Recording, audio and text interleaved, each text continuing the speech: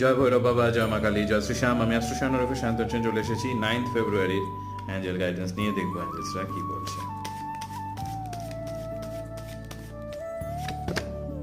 Expect powerful change, expect powerful change. 9 মানেই হচ্ছে transformation, 9 মানেই হচ্ছে ইনফিনিটি, 9 মানেই হচ্ছে একটা জিনিসের ডিকনস্ট্রাকশন আর নতুন শুরু।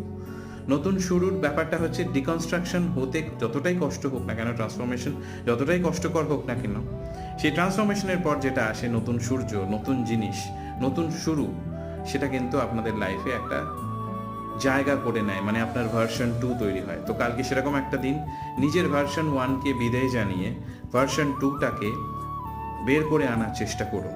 যেগুলো আপনার মধ্যে ড্রস মানে যেগুলো এক্সট্রা খাদ বলে যেটা, সেটাকে বের করে নতুনভাবে শুরু করার চেষ্টা করুন। কালকে 2 ইমোশনাল অ্যাংজাইটি থাকবে, কিন্তু আপনি সামলে নেবেন। ভালো থাকবেন।